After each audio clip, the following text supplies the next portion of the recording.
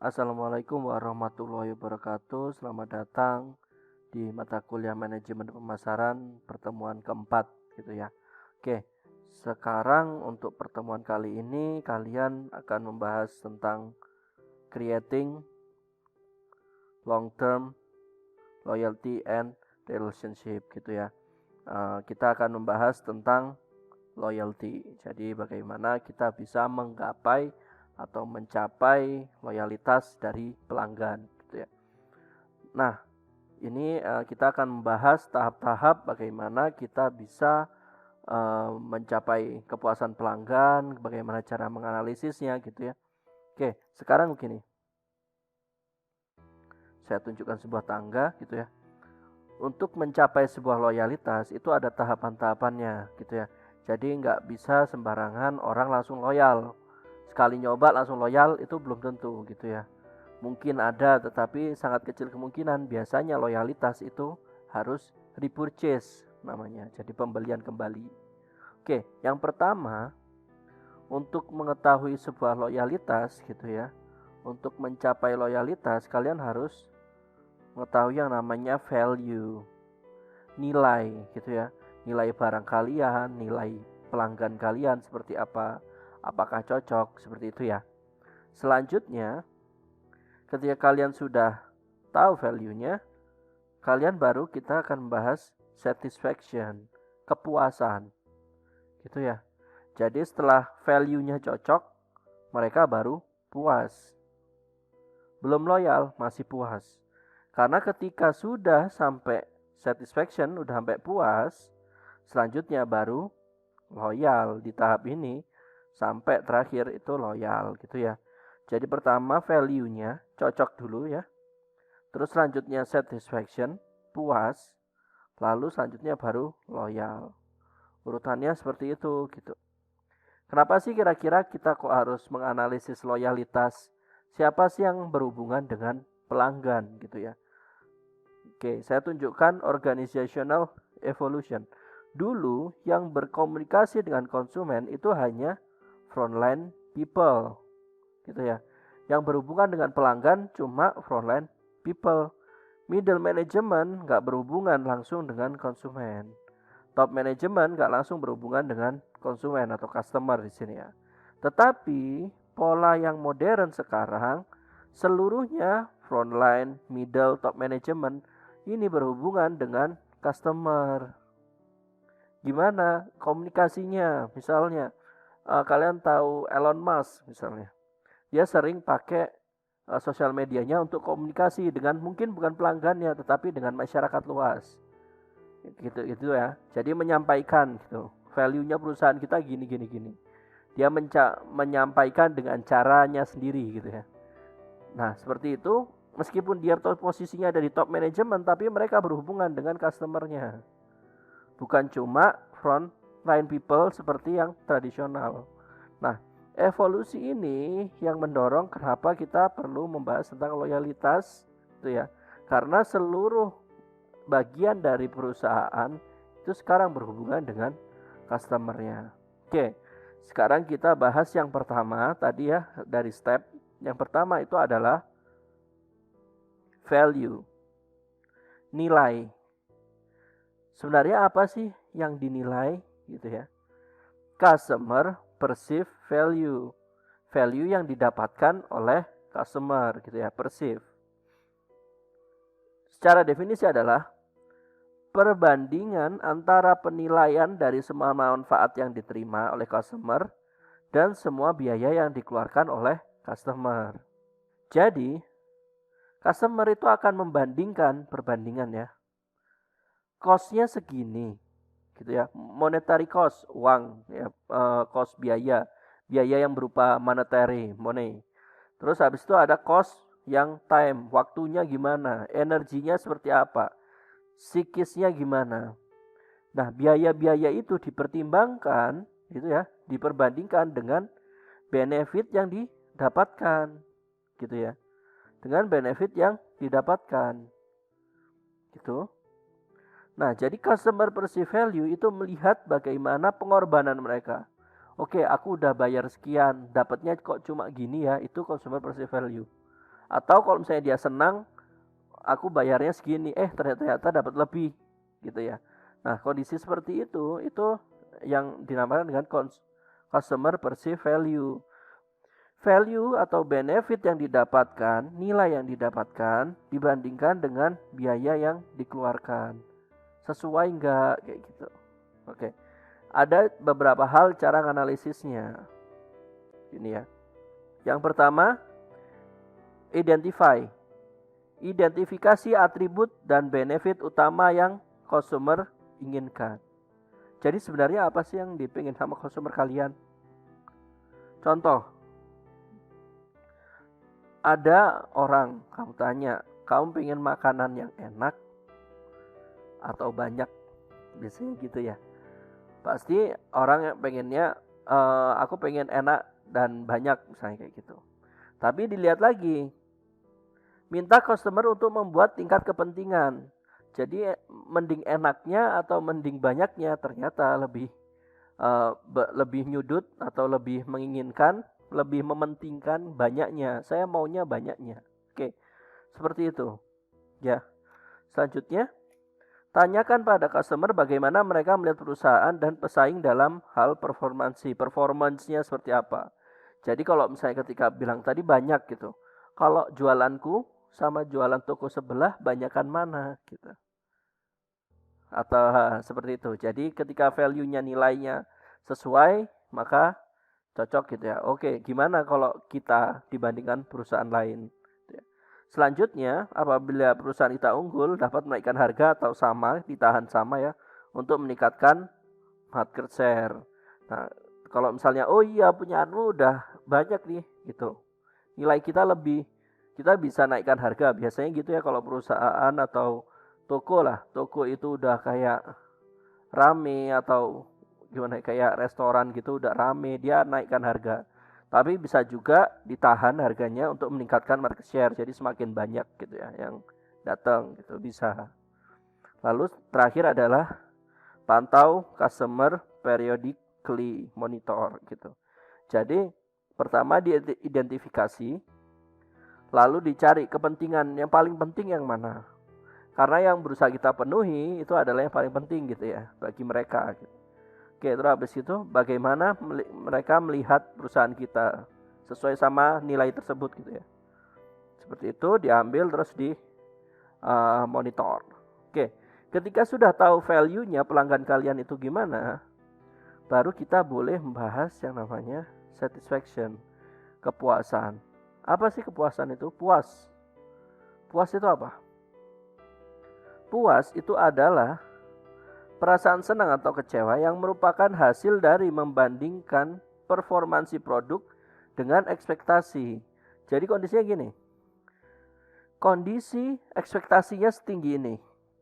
Tapi ternyata performance perusahaan kalian atau pelayanan kalian cuma segini. Berarti kan di sini ada kekosongan. Itu dissatisfied. Tidak terpuaskan atau kecewa gitu ya. Oh, nggak puas nih ternyata. Saya berharapnya seperti ini tapi kok dapatnya di bawah itu misalnya kayak gitu ya.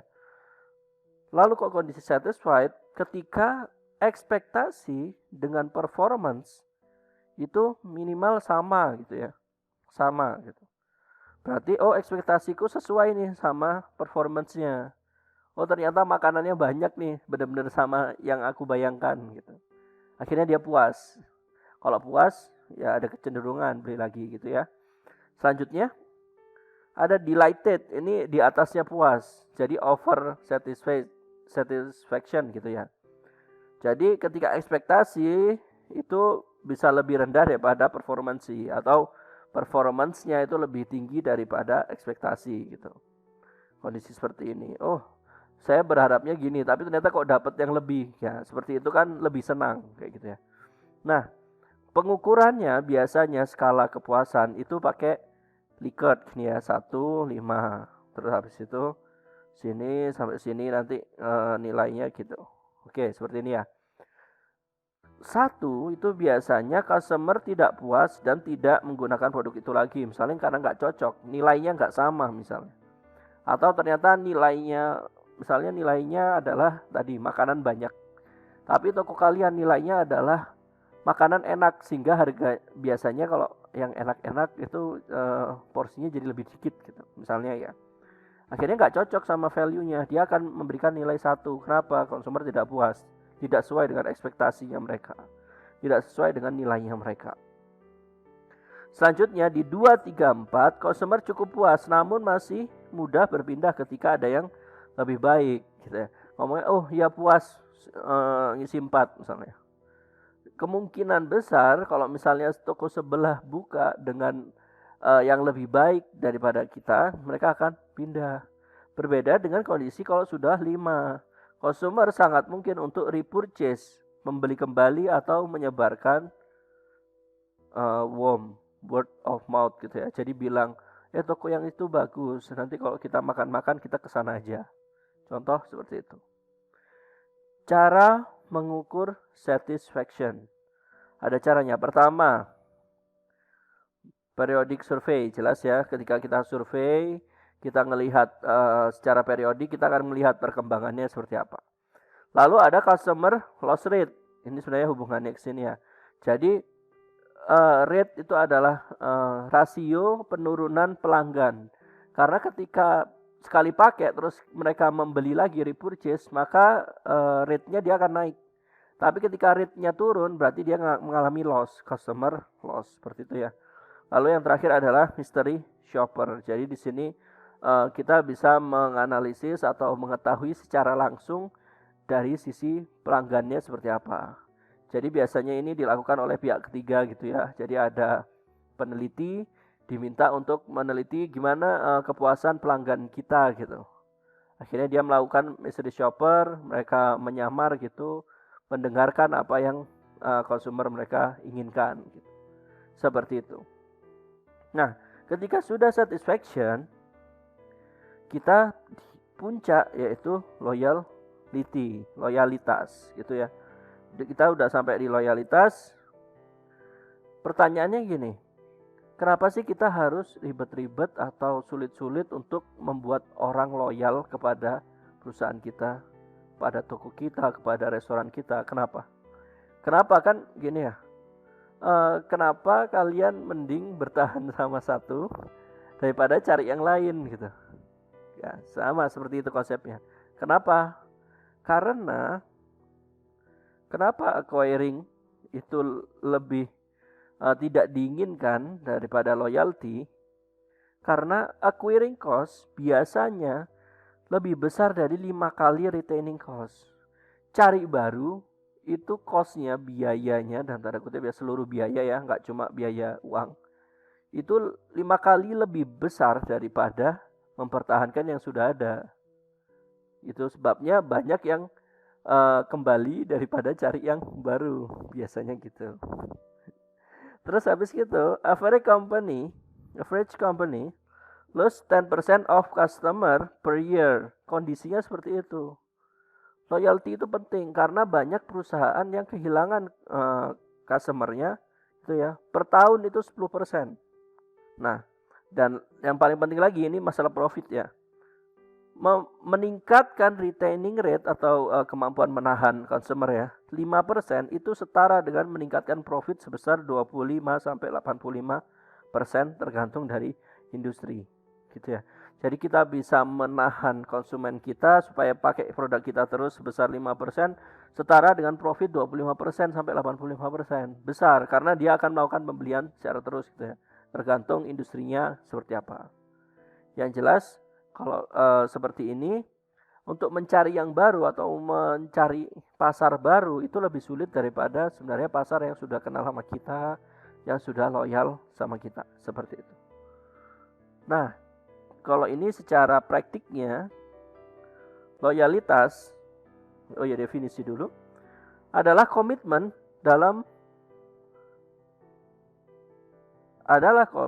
mendalam untuk membeli ulang, rebuy, atau berlangganan gitu ya. Sebuah produk atau jasa meskipun ada pengaruh yang berpotensi merubah keputusan customer gitu ya. Jadi ada komitmen di sana. Ya udah aku pakai ini terus. Gitu. Caranya gimana? Biasanya seperti ini. Frekuensi programs. Misalnya gimana? kalian kalau udah beli 10 nanti gratis 1. Udah 10 kali datang, nanti yang ke 11 gratis. Itu namanya frekuensi. Jadi semakin jadi tujuannya itu adalah untuk meningkatkan frekuensi kedatangan atau frekuensi pembelian dari customer. Kalau misalnya beli 4, nanti yang kelima gratis. Contohnya seperti itu. Selanjutnya membership. Kalau membership di sini lebih ke mengikat kalau misalnya kita bisa ngasih diskon seperti itu ya. Itu membership. Nah, ada satu lagi yang namanya customer relationship management di sini semuanya ya. Jadi kalau ini secara IT gitu ya. Gimana melakukan kontak kepada customer kita yang sudah berlangganan gitu ya. Supaya kita tetap dekat. Misalnya gimana ngasih newsletter, biasanya banyak kan yang gitu ya. Jadi kalau misalnya produk kita tentang fashion gitu, kita ngasih newsletter tentang tren masa kini gimana, tren yang sekarang seperti apa. Setiap minggu mengeluarkan satu email seperti itu ya. Itu bentuk dari CRM seperti itu. Oke, saya rasa cukup seperti itu materi untuk perkuliahan kita hari ini. Jangan lupa ada kuis nanti di bawah.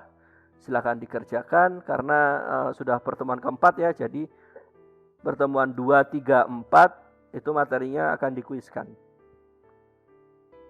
Oke, seperti itu aja kita dapat akhiri. Terima kasih.